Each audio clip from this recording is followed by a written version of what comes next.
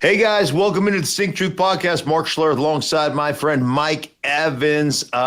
So glad you guys chose us today. Thank you so much for downloading. Thank you so much for watching. Thank you so much for subscribing. We truly appreciate it. Mike, how are you, buddy? I'm doing great, Mark. Good to see your smiling, handsome face. And, I know that we probably need to get this out there right at the beginning. The NFL is such a week-to-week league, and you ride the ups and downs and the ebbs and the flows of a season. But as of right now, are the Buffalo Bills the clear team to beat in all of football?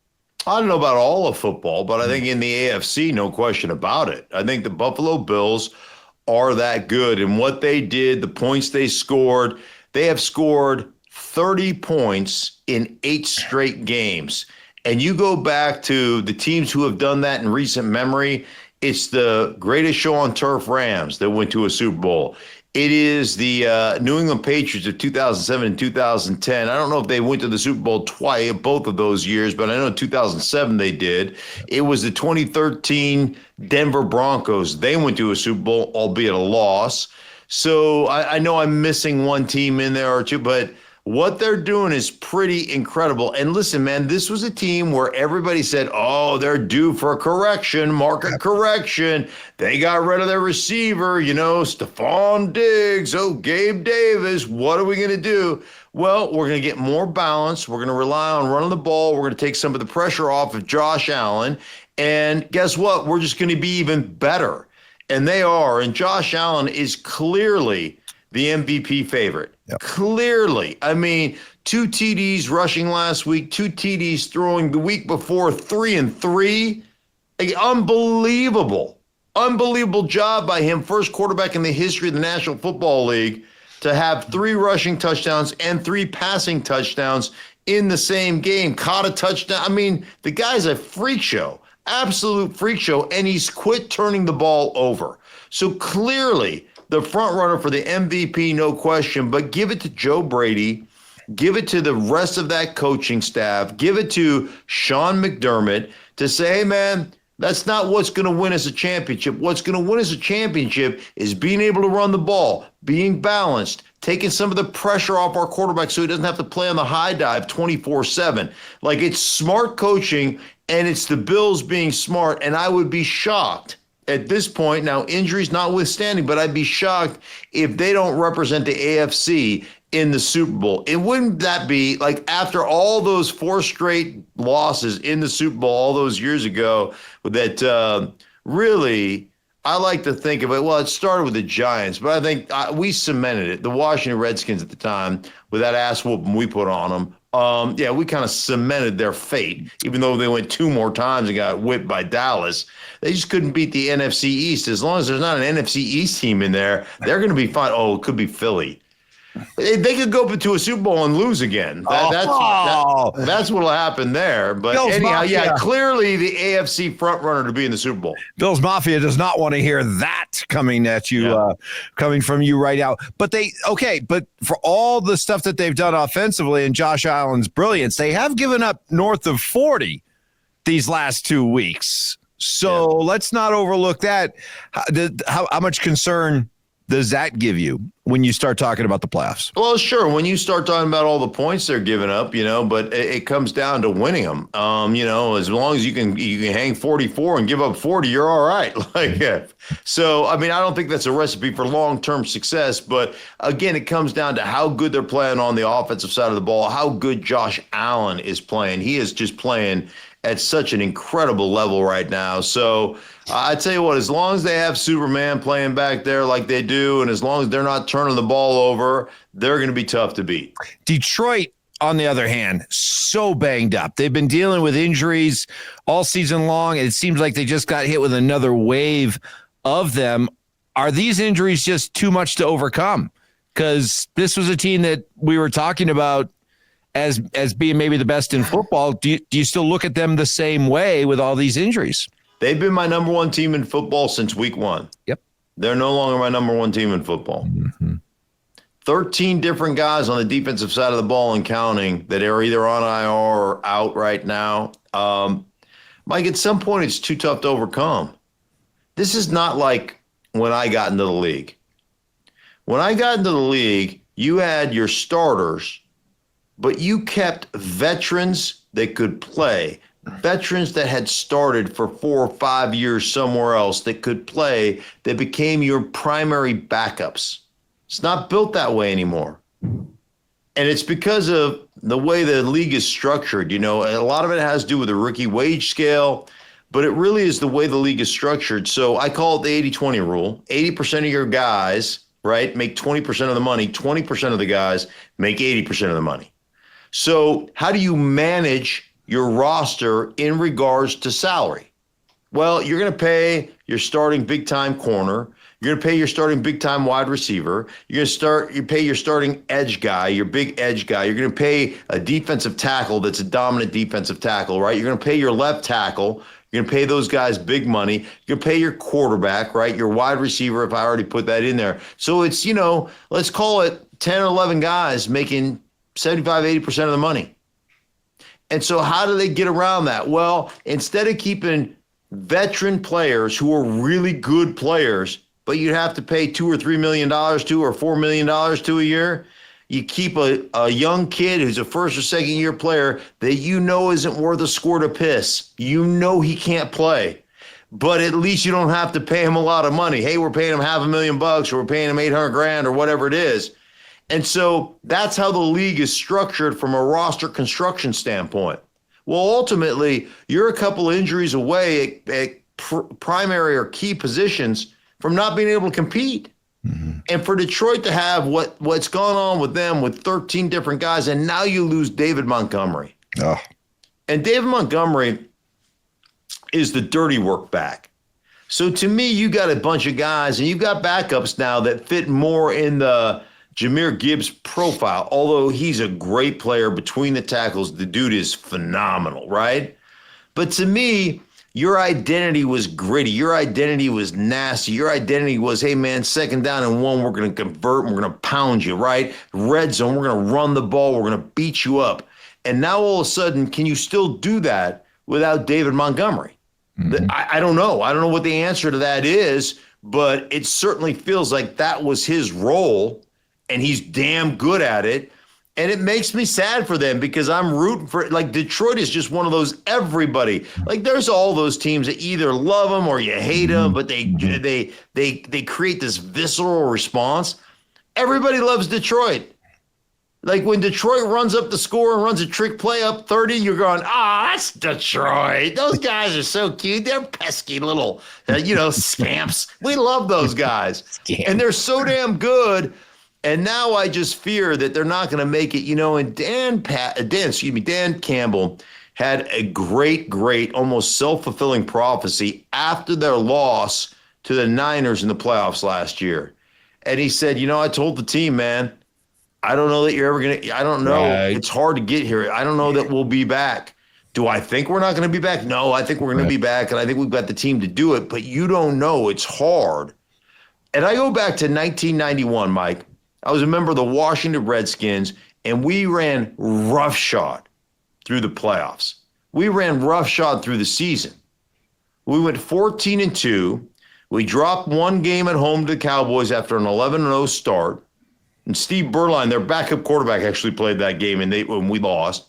And then we lost the last game of the season to the Eagles. Now, going into that game, we had given up the sum total of 6 sacks on the season. We pulled all our starters. We ended up giving up 3 sacks in that game. So 9, right? Total sacks. Still a record, 9 in 19 games, because we didn't give up a sack through the playoffs. But we went through the playoffs and we played Atlanta in a rainstorm. We beat them like 24-7. And then we played Detroit. We beat them like 45-10. Yep. And then we played Buffalo in the Super Bowl, beat them 37-24, but we gave up a couple courtesy touchdowns at the end because we felt sorry for them. So, it was an ass whooping of biblical proportions throughout the course of those playoffs. And I remember leaving that locker room thinking to myself, shoot, we're going to win multiple championships, man. We're that good. The next year we had a bunch of injuries. We went 10-6, lost in the playoffs to San Francisco. The year after that, we were like 12-4 or 4-12, excuse me, or 3-13, just getting our asses kicked. And it's amazing how quickly it turns on you. And Dan Campbell, like, hey man, I feel for him because I've really been a huge Dan Campbell fan, a huge Detroit fan. I hope they fix it. I will say this, Mike. We had Greg Jennings on the show, Breakfast Ball, the other day, and he brought out the fact that they play man-to-man coverage almost 50% of the time. It's like 47.7%. So 48% of the time, they're in man coverage. When you have that many injuries, you know what you have to do? Change your identity. And I don't know if they're willing to do it, but you're going to have to change your identity and say, hey, man, we're going to have to become a zone team. And what we're going to have to do is play that soft shell and make teams put 8, 10, 12 plays together to get on a scoring drive. Dump it off, rally up, make a tackle, see if we can create a turnover, see if we can get a sack, see if we can, have an incomplete ball, see if we can make teams kick field goals. I think they might have to change some of their identity that they've wanted to adhere to the entirety of this season. We'll see, but man, I'm telling you what, it kills me because I really want to see these guys play well. Speaking of injuries, the Chiefs with Patrick Mahomes and that high ankle sprain, those are dicey. You never know how they're going to work out, how they're going to heal, how long it'll take. So if you're the Chiefs, you're sitting there, you're atop the AFC, you got a 2-game advantage over Buffalo. Buffalo holds the tiebreaker. 3 games left. How do you manage Mahomes the rest of the way? Obviously, it depends on how bad that ankle is. I mean, the number 1 seed's still important, right? You want to have the playoffs at your place, plus you get that bye week. There's only one team that gets the bye week now. So that becomes very important, but at what cost? We talked about it in the basketball playoffs. Like, how important is that top seed? Is it really that important or is it not? Depends on your football team. But I don't have any doubt that the Kansas City Chiefs can go on the road and win playoff games because I've seen them do it. I've seen them do it in the past. So, I would weigh how much does that number 1 seed mean versus the health of Patrick Mahomes? And I would say 100% the health of Patrick Mahomes is far more important. Do you want to play him? Does he want to play? Absolutely. But you've got to make sure that guy is as healthy as he can be while trying to maintain that lock hold you have on that number 1 seed. And, oh, by the way, they've got 2 games in the next 10 days. So that also makes it tough. I wouldn't be surprised to see him play. I wouldn't be surprised to see him at least sit out for this Texans game that they have and then reevaluate that ankle. But if it's a legitimate high ankle sprain, and I've had multiple high ankle sprains, man, the bad ones can really be bad. And it's interesting because you can walk around, you can move around just fine. The way it was explained to me by doctors is it really is not in the ankle. It's between the 2 bones of your ankle in your shin. So what ends up happening, Mike, it's usually compression. The modality of injury is a compression event.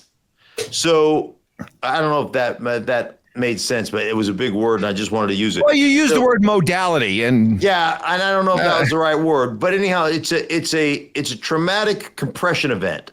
So what happens is usually what you're blocking somebody or you're in, you're like in a posture where you're throwing the ball, one dude lands on the outside of your leg, right? Bam. And your leg, or you're blocking somebody and the back comes in and gets tackled and they fall into your leg. And so the 2 bones in your lower leg smash together. Okay, that's what happens.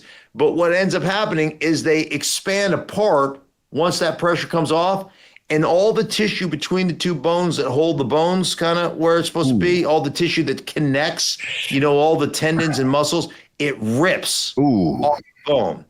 And so you don't get a lot of swelling, but you can walk and it's like nothing, like no limping, nothing. But I'm telling you, if this is your foot, right, and you put your foot and it just barely touches the ground like that so that this is my big toe, right, and I go twist it just this way a little bit, I swear I had one really bad in that Super Bowl run I was talking about with Washington. And I made them x-ray me multiple times. because I was like, my leg is broken. I mean, it would bring tears to your eyes. Now, the difference between me and Patrick is I would shoot my leg up. The problem with shooting your leg up is all that medicine drains down from gravity and your whole foot goes numb. So I played that Atlanta game, I played the Detroit game, I played the Super Bowl, and I played the Pro Bowl, all with my ankle shot up and no feeling in my foot. What's that like? It's weird because, it's like when you wake up from, like, you take a nap or you're sleeping and you wake up and one of your extremities is asleep and you're like, oh, I gotta lay it out. Right. I gotta get the feeling back. That's how your foot feels the whole time. And so you can step down and almost roll your ankle. You gotta understand kind of where you are and get a feel for it. For me, I'm a guard. I'm playing inside a phone booth, so I can play that way. I think there's probably a lot of guys that wouldn't be able to play that way, but I could. Well, you're superhuman. It's a good point. I mean, I'm not going to argue that. Nobody's tougher than you. Yeah, nobody's tougher than me. Toughest man on the planet. That's true. Sorry about it. Anyhow, like that, I don't know that you can do that with your quarterback, obviously. Right. So this is serious. This is an interesting, kind of an interesting situation for the Kansas City Chiefs. I happen to feel, they said it was mild, so I happen to feel like he's going to be okay. I was saying before they diagnosed it that he was going to play, I wouldn't be surprised to see him sit out one game, this Texans game, and then come back for the Pittsburgh game is that on Christmas Day, I think? Yes. Yeah. So yeah. That's kind of the way I think it's going to play out. So I want to talk about Tampa Bay. We've been talking about them increasingly over the last couple of weeks. You came out last week and said, in your opinion, they're the team to beat in the NFC South. But do we have to start aiming our sights higher than just simply winning the NFC South after what they did to a pretty good Charger team on the road, putting up 40? Yeah. Is Tampa now emerging into that category that on wild card weekend, they are going to be the team nobody wants to play?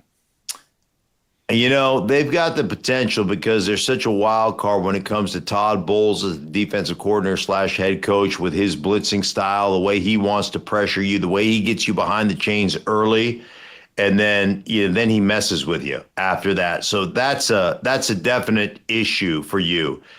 And then Bucky Irving has just been unbelievable at the running back position. The rookie in a year in which, Jaden Daniels is playing great. Bo Nix has been great. There's some really good rookies. Man, Bucky Irving he's been unbelievable, Mike. He's been great. But the thing that resonates with me more than all that stuff was how connected they are as a football team. And so I call a game when Mike Evans, you are coming back from injury. And Mike Evans has got 10 years in a row, starting with his rookie year, where he's had over 1,000 yards receiving. So my first meeting is with Baker Mayfield, the Bake Show. And so I'm looking at those things before I go in to meet with him. And I'm like, they only have whatever it was, 5 games left or 6 games left. And he needs 99.5 yards per game to get 1,000. So I just casually asked Baker, hey, man, what about Mike Irvin, coming back and that 1,000-yard streak? And is that important? And he cuts me off before I can even get it. He goes, he needs 99.5, receiving yards per game. And it's more important to me and the rest of this team than it is to him. He doesn't really care, but we care. Right. And he's getting that damn record. And then the offensive coordinator, Liam Cohen, I mentioned it to him, and he knew exactly what the yardage was. And like they all do. Now it's down to about 83 yards per game. Mm-hmm. It's important to them. And it's really cool when you have one of those rallying cries that means more to all of you as teammates than it means to the guy, because it's something to rally around. It's something to get excited about. And so just beyond them winning this division, I said several weeks ago, I said Tampa was going to win the South. Yep. And that's coming to fruition. I also said the Rams would win the NFC West. Yep. And they're now in first place. That was like 2 or 3 weeks ago as well. So I think it's all kind of circling back, and they're all playing pretty good football. The Rams and Tampa are those teams that you look on the schedule, and you're like, man, I don't know if I want to play them in the playoffs. Like they're hot, and all of a sudden their quarterbacks are playing good, and they figured it out. Yeah, those are two teams that I think are very dangerous. Yeah, we just watched Atlanta play on Monday Night Football, and their offense is really, really bogged down. Since it seemed like a little over a month ago, Kirk Cousins threw for like 500 yards in a game and all those touchdowns, but it's really struggled since then. And I wonder, is it time to turn to Michael Penix? Yes. And that's like you love Kirk. I love Kirk, and what Kirk has done is great. And let me just say this, Kirk, I apologize, but in the last 5 weeks, 1 TD, 9 interceptions in 5 weeks. He's not playing well. And Mike, they've got a big time offensive line. They've got a tandem at the running back position with Robinson and Algier that is as good as any tandem I watch. Mm-hmm. They've got a receiver in London that can really play. They've got a tight end in Pitts. Like for them they're in the last 5 weeks, they're putting up 14 points a game on offense. I mean, it's really bad, and he's been terrible. So, like, Kirk has had an unbelievable career, Mike, but it's time to move on. And we appreciate what you did for us, but I'm just going to tell you right now, Kurt will never forget you, Kurt. You were great for us, Kurt. But man, it's time. Would you move to Michael Penix? Let me ask you. And I'm not a guy that goes to a young guy. It makes it really hard for me. But I think you have to. I think it's one of those things where you're still alive. Your season still has hope. You're just going the wrong way. You're just regressing offensively. So this isn't even about, hey, let's start to see what the young kid can do. It's just not working. We need to make a change for change sake just to see where it's going. Yeah, I mean, you went out. If you went out and Tampa loses one game, you win the division. Now, you beat Tampa twice. Right. So you've got all the tiebreakers. You went out and Tampa loses one game. Now, Tampa, both schedules are pretty easy. Tampa had Tampa just annihilated the Chargers. That was the one tough game left on their schedule. So now, you can always breathe a sigh of relief with a tough one, right, and drop one that you shouldn't drop. But certainly, if I look at the two schedules, Tampa's got the inside track, being a game ahead of Atlanta right now, to win that division. Speaking of losing games and at this point, after watching the Raiders, I swear I think the Raiders are trying to tank after what I saw last night, Monday night, with 2 block punts, block extra point, fair catch at the 4-yard line, and then a safety. I mean, just a comedy of errors that would make you think that they're tanking. As we sit here right now, the Giants and the Raiders. Raiders have the best odds of getting the top pick, then the Giants. Raiders have lost 10 in a row. Giants have lost 9 in a row. I guarantee you fans of those two teams are sitting here right now going, God, I want my team to lose. I want them to get the number 1 pick. I want them to tank if necessary. Stink, you know how players are, teams are. Is it almost impossible for an NFL team to tank? Ultimately on game day, do these guys have enough pride that you can't really tank a game? You're putting your career on tape every single week, not only as a player but as a coach. Yeah. And all 32 teams have access to it. So as a player, do you want to get paid? What you know about players, do they all want to get paid? Yeah.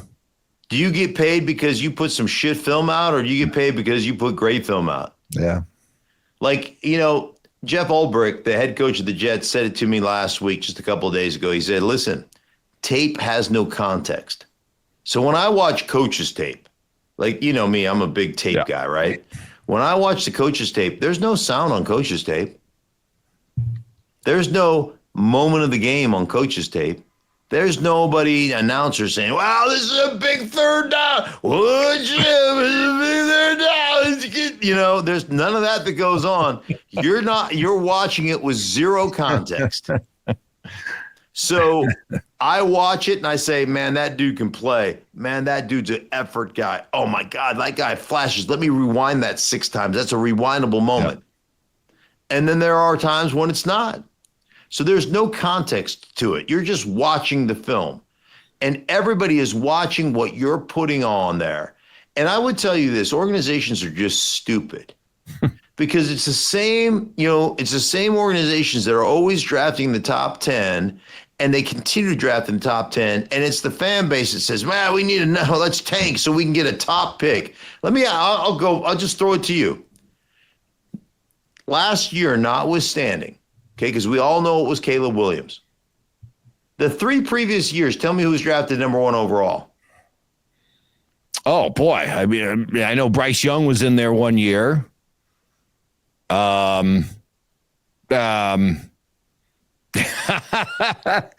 okay. I don't either, Mike. I don't, because I don't care. Yeah. The bottom line is, most of the guys, I always say this, I'd rather draft after 20 because let me tell you something.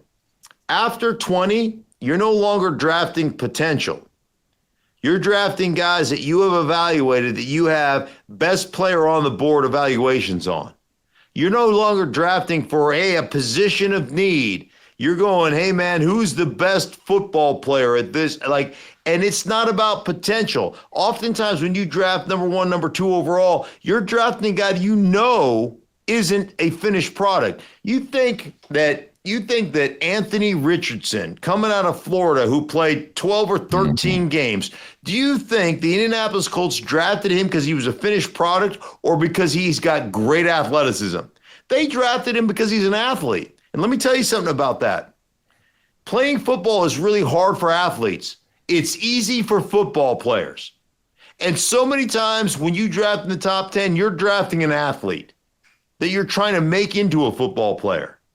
It's a recipe for a disaster, and that's why the draft and the NFL first round of the draft is a shit show, and why the same teams draft all the time in the first round in the top 10, because it's the same idiots that are running organizations that are drafting based on athleticism, based on the height, weight, speed triangle, based upon this guy ran the fastest 40 at the combine. It's insanely stupid. So the other thing is, you know what creates a good culture? Winning. You know what creates a shit culture? Losing. Oh, yeah, let's lose so we can get a better pick and bring this guy into a shit show. Yeah, let's take a kid from college and dump him into the dumpster fire that we are. Yeah, I'm sure that, some kid from college is going to come and change the dumpster fire that is the Raiders, or that is the Giants, or that is the Jets, or that is you name it. The problem is, and so my message, I guess your message is to Giant and to Raider fans, you're rooting for your team to lose so you have a chance to get, I don't know, Shedeur Sanders, let's say, as your quarterback.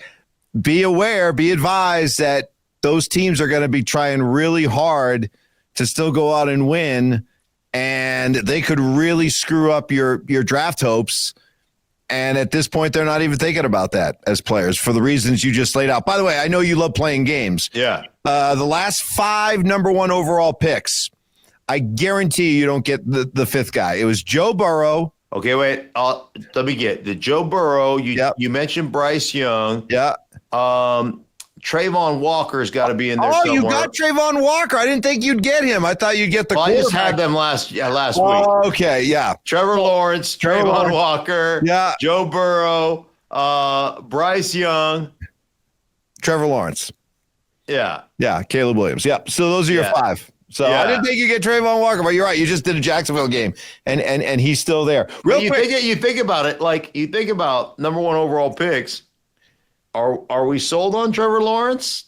Generational talent. Are we sold after a bad year in Chicago on the generational talent that is Caleb Williams? Are we sold on Bryce Young? Playing better, but Mike, I've got the Carolina Panthers this weekend still. like I would still be very leery of thinking that that Bryce Young is going to be my quarterback for the long-term future. Yeah. I would probably tell you I have a lot more doubts. It's been promising the last few weeks. He's played much better, but it's still not what it needs to be. And I have more doubts about Bryce Young than I have. I just have a lot more doubts. Real quick, last one here for you, because you did call the Jets last week against Jacksonville. You got to see Aaron Rodgers. What was your takeaway in terms of if he's still going to be playing again next year? Yeah, that's a great call. Like I'm glad you brought it up because I didn't even think about it. So I had access to Aaron Rodgers that most of you don't get, right? And Aaron and I are friends and have a mutual respect for one another. And so it was a great connection. I was glad to reconnect with him because I haven't talked to him in a while.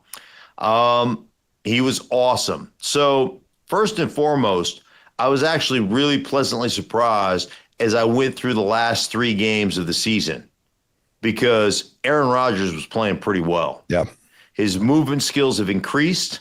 His arm talent is still unbelievable. Like he's top level arm talent. And he's always had the ability to decipher what's going on and dissect it instantly. Yep. So here's what I take away. 1, injuries were a real issue. He won't make excuses. Hey, man, I played. I suited up. It's important to me to play all 17 games, but had a pulled hamstring that was really limiting, had a knee that was really limiting, and then twisted my ankle really bad against the Jacksonville Jaguars in London, and I had to fly back. So all those things really hampered him early in the season from week 1 through. Now you see him getting healthier and his movement skills have increased. Are they what they were when he was 30? No. But are they plenty good enough to play at a high level? Absolutely. The arm talent's ridiculous. It's still ridiculous. And he told me, hey, man, I don't feel as good as I once did. Obviously, I don't throw it quite as well as I once did. But he goes, I promise you, I uncorked 165 in practice the other day. You know how many quarterbacks in the NFL can really uncork one in a practice 65 yards? Not many. But it's 65 yards in the air to the receiver. Then I watched him warm up pregame. Dude, it is like I got a cure for ED. You want to cure your? I'm talking about like his woo. I mean, just like holy, it's different. And you were woo. Yeah, woo, I watched simultaneously Rodgers lining up and warming up on one side on the field and Mac Jones on the other. And dude, it is. There's a big difference there. Yeah, there's a big difference, man. He can still sling it. And obviously, I don't know that I've ever had a conversation with any quarterback at any time doing this, the business that I'm in, where it is more insightful. And we got into a run game conversation, Mike, that was the most in-depth run game conversation that I've had since back in my playing days with Alex Gibbs. And he started going, oh, well, he started talking about, well, we're running Wanda, for instance, which is like, he's like 18-19 Wanda, which is just a term we use in the West Coast offense for weak. So 18-19 handoff is handoff weak, Wanda, wide handoff weak. And so he starts talking about the inconsistencies of the blocking systems, and he's livid. And I'm like, oh my God, I sent that exact play to my group. I do videos for my group so they can see what I'm looking at and what concerns me. And his depth of knowledge of the run game, of every position, what they should, what they shouldn't do, the way they should adjust what they're doing. It was mind-boggling. He looks at me and goes, well, you played for Alex Gibbs, the godfather of the zone game. That. I mean, this was an unprepared. He didn't prepare for this. It was just like off the top of his head. And he's talking about whether it's a 3 technique, if you get in that 2-eye technique, blah, blah, blah, blah, you got to change that gap scheme. I mean, what gap you're doing and how you're operating that gap, depending upon where the nose, it was unreal. Sounds like a guy who still loves his football. Oh, my and gosh. still wants So to he play. did say this. Here's your breaking news, if you will. He said, I came to play for the Jets. I came because of Robert Saleh. I came because of Joe Douglas. I came because of Nathaniel Hackett. He goes, Hackett's not going to be there. Douglas and Saleh have already been fired. He did said he loves Jeff Ulbrich. Made of the right stuff. He's the right guy. I would love to continue to play for him. But he goes, the odds are he's not going to be the coach. So he said, I haven't made any decisions right now, but would I play next year? And he said, absolutely, if it's the right situation. So I started digging through that, Mike. I go, what's the right situation? Got to have a team that maybe runs the kind of offense that he's been in, that West Coast offense. So I started thinking about all those Green Bay days going back to, Mike McCarthy and then LaFleur, right? And a team, because he totally respects and understands the importance of the run game, a team that knows how to run it.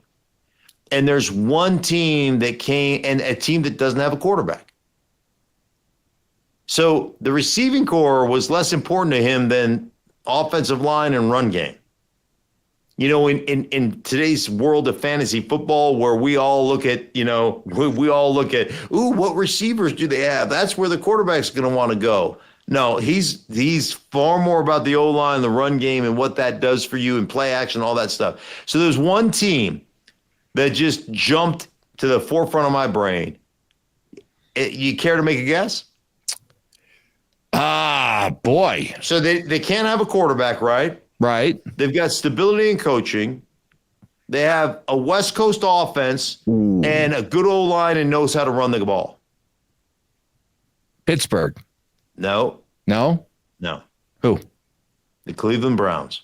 Cleveland Browns. Yes. Okay. Stefanski runs. He came from Minnesota. He learned under Kubiak at Minnesota. Yeah. He knows the West Coast offense. He's been the two-time coach of the year, knows how to run the ball, got an outstanding offensive line, badass defense. Sounds great. And no quarterback. Jameis got benched last week because Jesus didn't answer his prayers. But they still have Deshaun Watson's contract. You can't do it. Sure you can. You're not going to eat. You can't eat that contract. And you're not going to be able to pay Aaron Rodgers what he can command. You're going to have? How many teams are going to offer Aaron Rodgers anything? You can. Hey, if we learned anything in Denver, they take $85 million cap hit and they're going to the playoffs. Yeah. If you can manage it, there's a way. Where there's a will, there's a way. All right, that's fascinating. That's fascinating. All right, well, I'm glad you guys had a good time. Glad you guys got to reconnect. I know you like Aaron. I do. So it was fun. It was great. Good. All right, buddy. Hey, listen, man, for everybody involved in the Stinkin Truth podcast, thank you guys so much for making us a part of your day. Please subscribe, share it with your friends, do all those things, because we continue to grow and we appreciate you guys. For Mike, I'm Mark, man. Thank you guys so much for being with us, and we'll talk to you guys later on in the week. Oh, by the way. No, keep moving. You got to say goodbye. Okay, by the way, somebody's getting his ass kicked and it's not me. All right, we'll talk to you guys later on in the week.